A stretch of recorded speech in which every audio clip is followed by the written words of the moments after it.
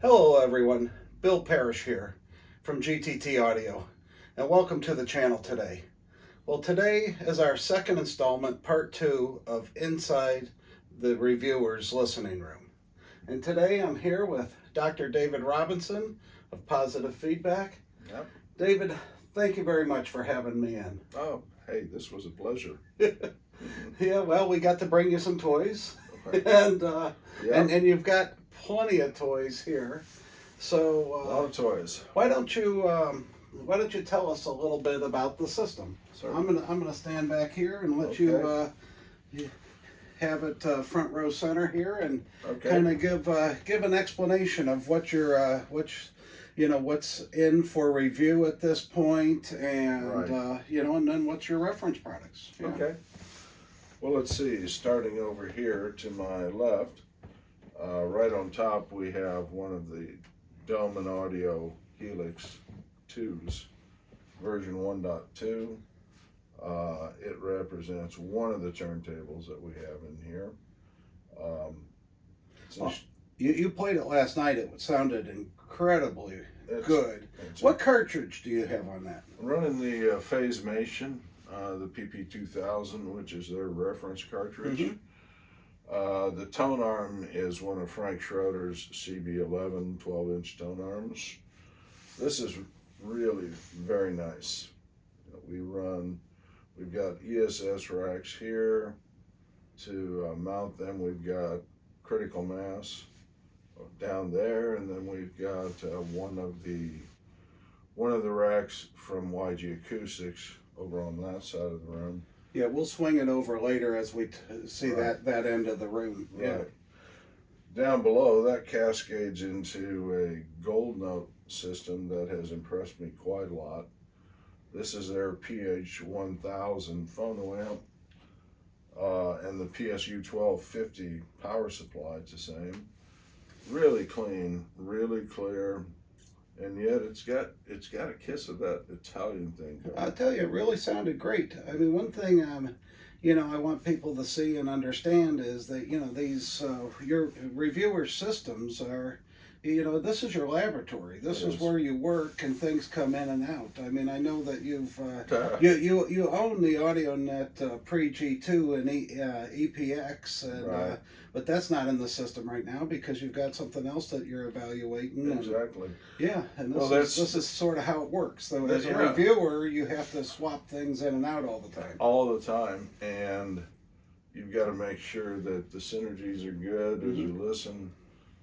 There's certain products that I would turn down because I just know I probably don't even have time for it in the queue. Well, that's true. You've got a lot on deck Yeah. outside this room here. Right. So what it's good for your viewers to understand is that the role of a serious reviewer or an editor is to not be content, not get their final system, dress it out, and I'm done. Right.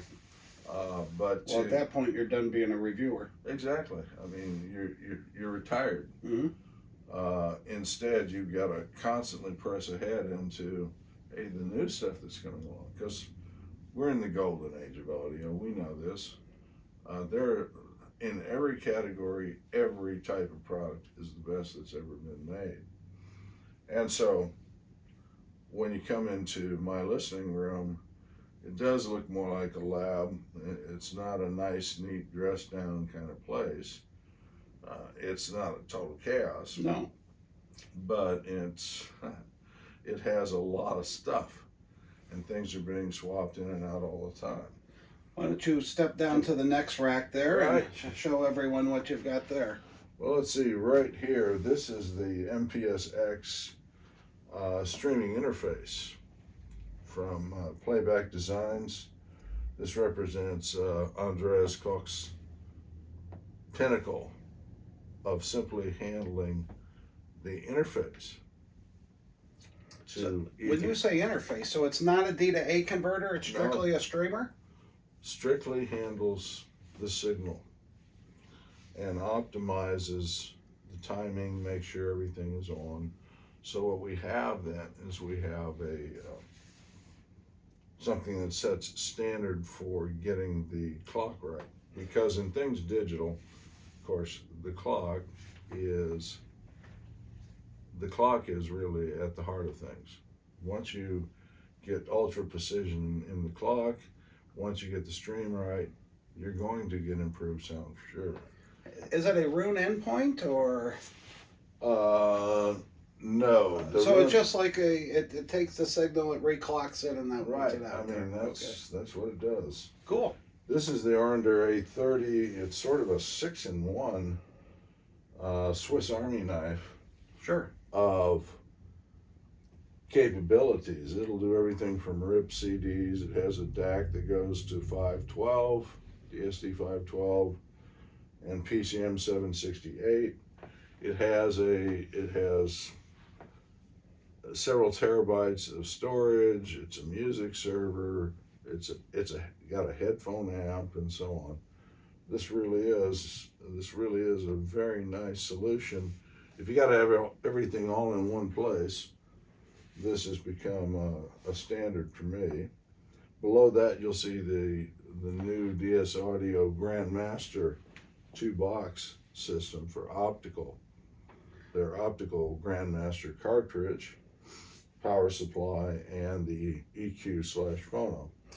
Yeah, you've got that warming up for what's coming later this year. Later this year. Later this year, up here probably is where Yeah. we're going to put it. Is going to be the Kronos Pro with the Kronos Discovery RS arm, Right. which we've promised you. Yeah. Yeah, I'm looking forward to that because once we put the Grandmaster system together with that tone arm, I suspect that may end up being the best that's out there. Yeah. So I'm very curious to see how they all synergize. Here we have my dear beloved Stern preamp. Well, and we should note that it's your dear beloved piece because you purchased it. Yeah, that's yours. It's not under test.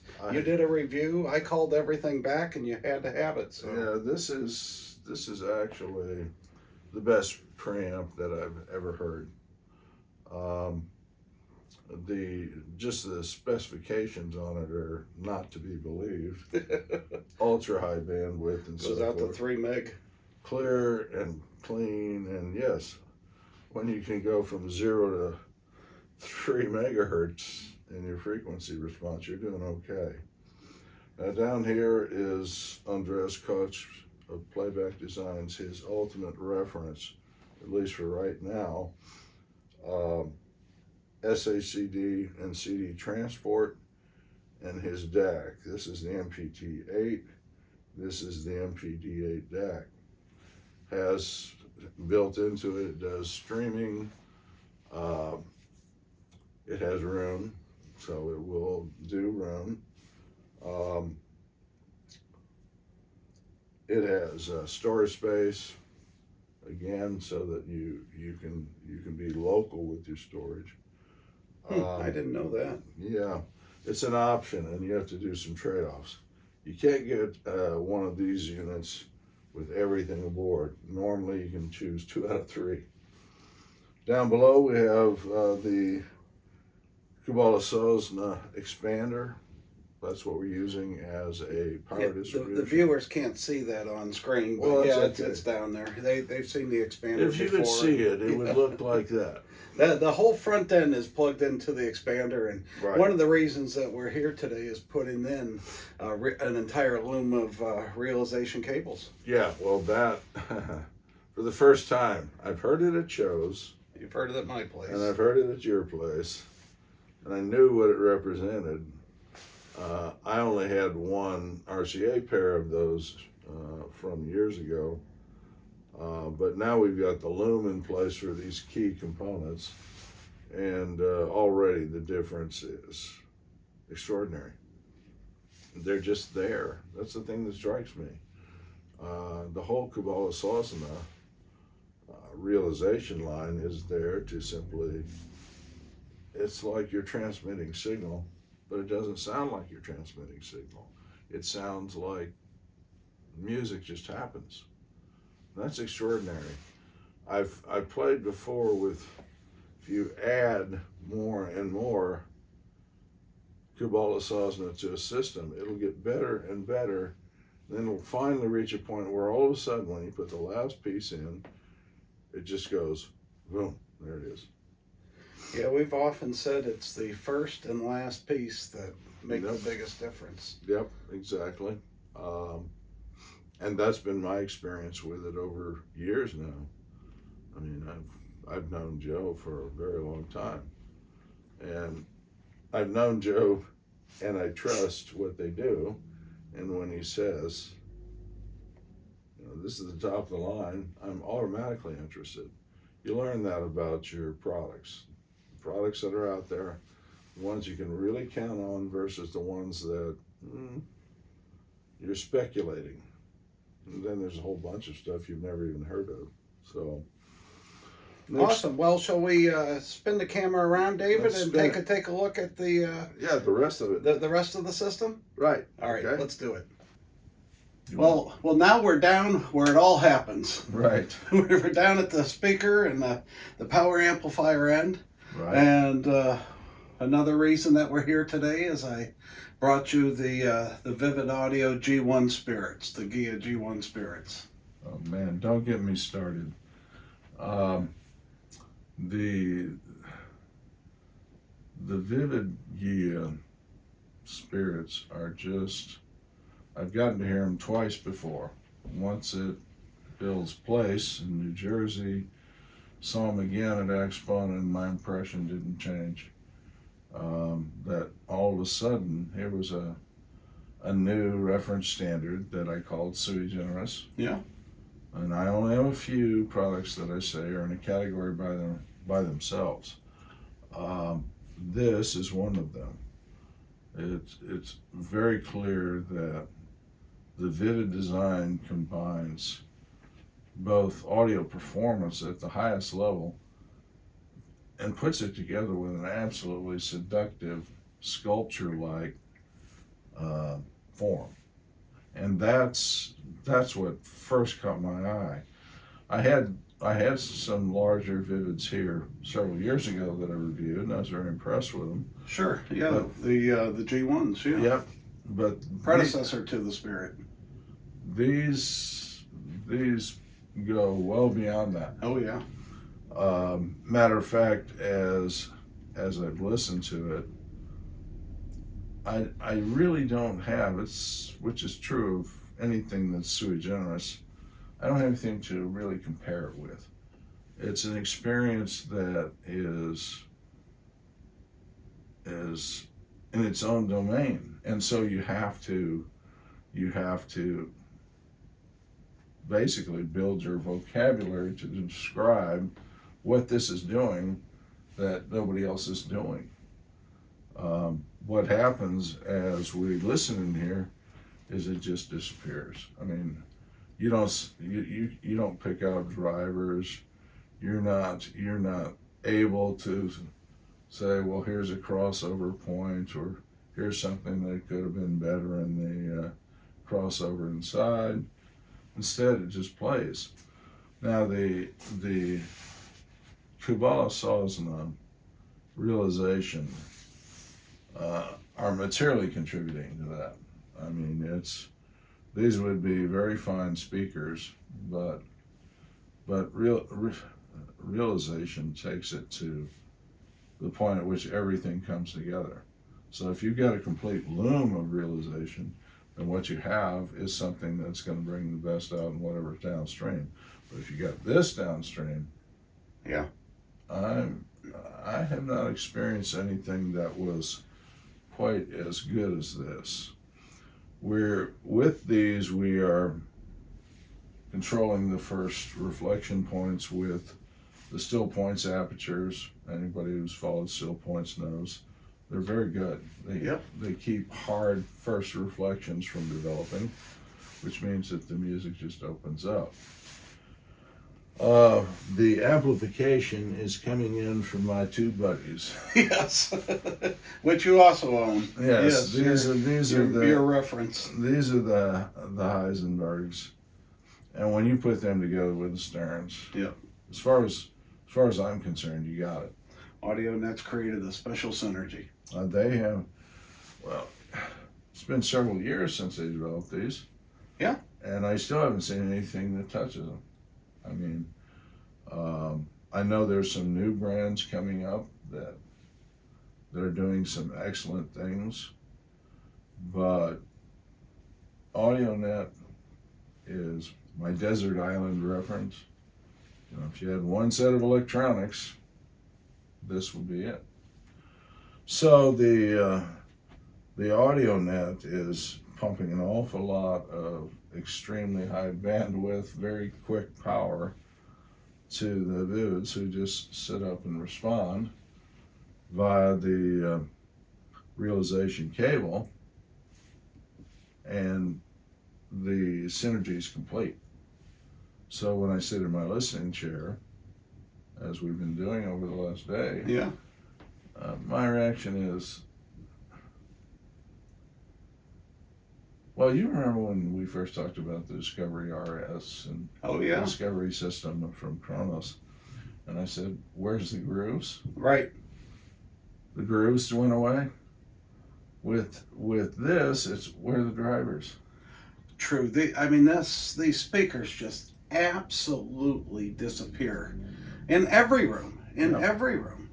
Certainly in my huge room. Yep. You've got a room that's not nearly as big as that room, and Right. they've just disappeared as well. The reassuring thing about this is we've had large speakers in here many times Yep. over the years. The room itself is well built.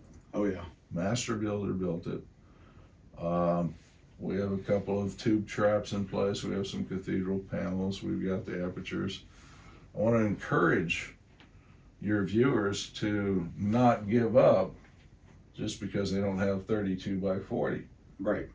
You don't have to have a gigantic system or convert the family barn in order to have extremely high order listening experience. We're getting world-class reference sound Right. here because we've got world-class reference electronics, cables, Right. speakers. Well, and if you look in the upper walls, there's cambering that was actually built in, which means no hard horizontal vertical transitions. That camber is a major element in making the room behave. I'm sure. We have a couple of passive vents left and right. Basically, this is a large room within a room design. It vents. Mm-hmm. So any bass that develops towards the back corner, which is where things can start to get boomy and out of control. Sorry, I've got to touch that. Boomy and out of control is simply vented. It just goes out and is dissipated. So as a result, if you have a well-built, well-thought-out room, you could put these speakers, these electronics into place and not have to worry about the fact that what I want can't be done. Well, that's great, David. Why don't you tell us what's going on in the middle of the rack here, Oh, or well, in the middle of the system? right. Here we have an alternative rack. This is from YG Acoustics. This is where we are going to be completing the setup of a Gold Note system. Gold Note is a very fine high-end audio company out of Italy.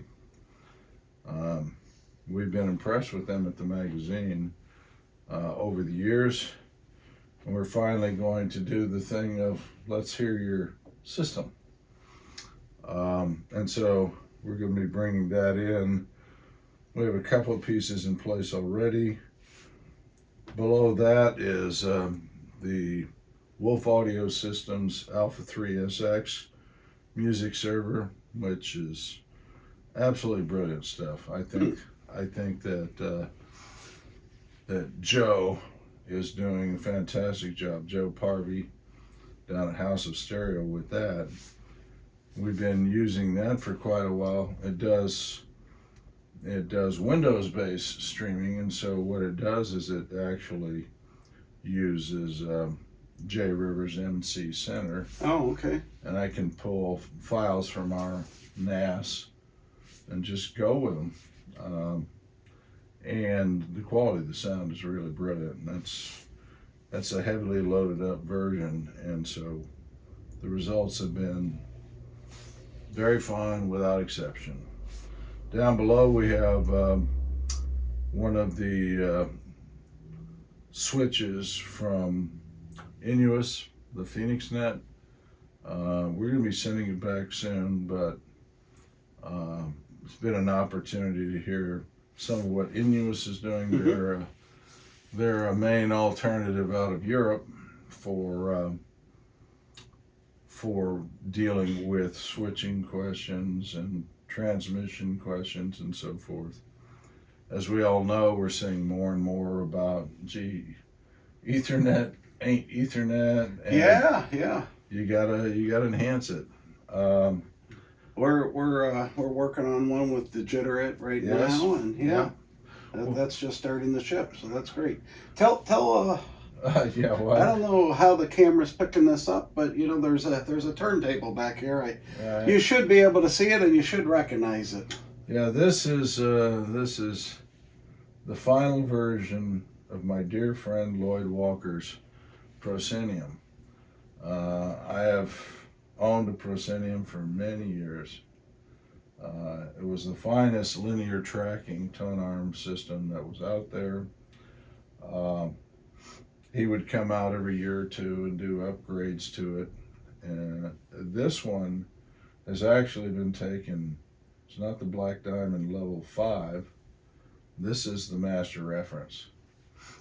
Fred Law, Lloyd's old partner, after Lloyd passed away, Fred came out and did the final set of some pretty major upgrades to it. And so we have one of, I believe there are only 4 master references in the world. Wow. That's what this is. So that gives you some idea of what's going on here. We have our major reference reel-to-reel system is off camera to my left. The Mara MCI JH110. So we can actually listen to reference level 15 and 30 IPS. Yeah, no, the amount, like we said, it's your laboratory, and Yep. the amount of sources that you have is second to none. And then, what people aren't seeing is what's off camera as well. And you've got,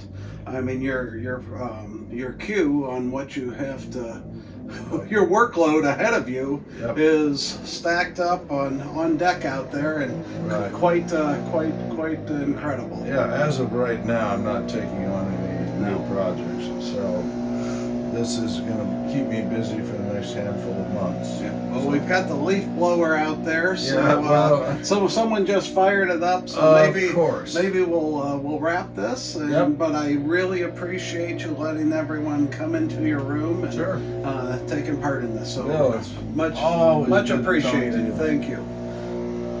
We'll see you in a couple of weeks.